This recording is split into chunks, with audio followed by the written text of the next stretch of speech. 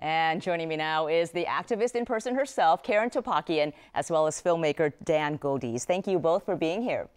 Well, Karen, the Resist banner protest took place really just one day after President Trump signed orders intended to restart construction of 2 oil pipelines, including Keystone. Were you just protesting that or other issues as well? No, we were protesting all of his policies, promises, and his practices. And it just was fortuitous that it happened the day after that. But everything about his administration, we were encouraging people to resist. And this weekend, we have Earth Day, we have the March for Science happening in D.C. and also satellite marches around the Bay Area. Are the acts of civil disobedience you're seeing now, are they different from what you've seen in recent years? You've been protesting for a long time. Are the people involved different? Do they play out different in cities across America? I would say that there has been civil disobedience happens all the time in this country, and people use very similar tactics, but there's been more of it and an escalation now because the risks are much greater. I see that this administration has a great threat to our democracy and our planet. And I think with that, people are feeling the urgency of taking that next step beyond a protest, beyond a call into their senator, to actually putting their bodies on the line and risking arrest. John, why did you decide to make this film? Dan, I'm sorry. I made this film because Karen is such a great spokesperson for getting involved and doing what you believe in. And that was clear to me from the very first moment that I met her and heard her talking about all of these arrests. She approaches this in a really, really thoughtful way. She engages in these protests very deliberately and doesn't do it on a whim. And so that attracted me to her process. And speaking of that deliberate process, you talk about it in the film. You talk passionately about what you go through. What's your mindset as you prepare for a protest? So let's take a look at that. When I'm preparing for a direct action to commit an act of civil disobedience, I think about the young students at the lunch counter in North Carolina and how they were beaten. I think about the people who tried to register people to vote and the violence that ensued. The people who went to vote, just tried to exercise their right to vote. And then I think about my own family.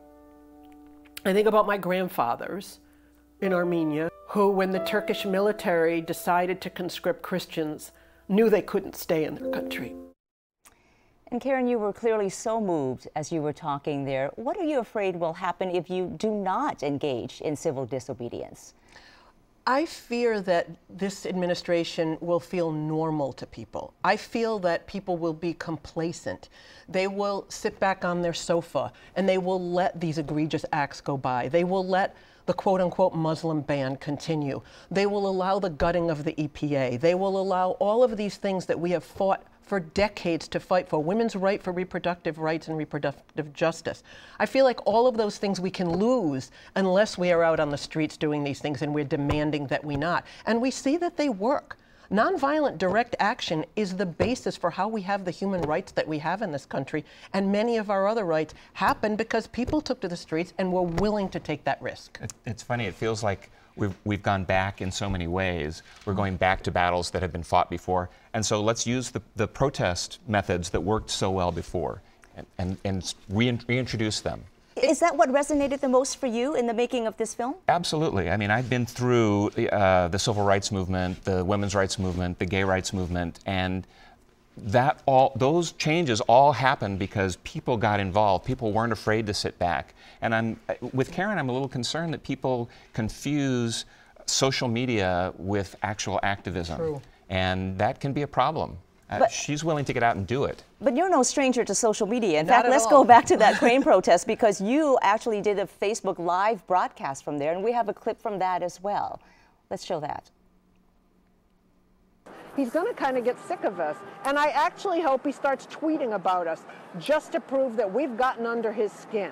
So right now I'm asking you, what are you going to do today to resist? So even though Dan says social media is not a replacement for civil disobedience, you're clearly using it. How has social media changed civil disobedience? Well, I think what it's done is it's shown people that they're not alone. We live in the Bay Area or in a bubble. I know that probably 9 out of 10 people share similar political values and thoughts that I have. But there are people who live around the world who don't live in those places and live in places where there are repressive regimes where it is impossible for them to articulate their what we would consider our First Amendment rights. Social media shows them they have a community of support and shows them that they are not alone, and in many cases that they're not crazy. And if they don't have family or friends whom they can share these ideas with, there's a whole world of people they can share the ideas with. But it doesn't substitute for getting up and going out. And we've seen it with the marches. With the Women's March was huge. I was in Washington for that. I've never seen that many people on the street. It shows people are willing to do it if the stakes are high enough, and they're high. But not everyone agrees with what you're doing. I mean, Absolutely. certainly there are those out there who say President Trump was elected in a democratic country. This is democracy at work. And in fact, some have taken issue with the way you protest. For example, the crane protest. They have said it was dangerous, illegal, shameful. Well, actually, it was the only way it would have been dangerous is if someone tried to mess with the people who are up on the crane and affect them, or myself and another individual who are on the ladder blockading. That would have made it dangerous. What we did ourselves was not dangerous. Shameful, no. It's our First Amendment right. Our four parents fought for us to have the First Amendment right to express ourselves, and that is what I'm doing, is I am using that. And I have the right to petition my government, and this is how I'm choosing to do it. Okay, Dan, and real quickly, the film is showing this weekend? Yes, world premiere at the San Francisco Green Film Festival at the Roxy this Sunday the 23rd at 12:30 p.m. All right. Well, thank you both for being here, Karen Topakian and Dan Goldies. Thank you.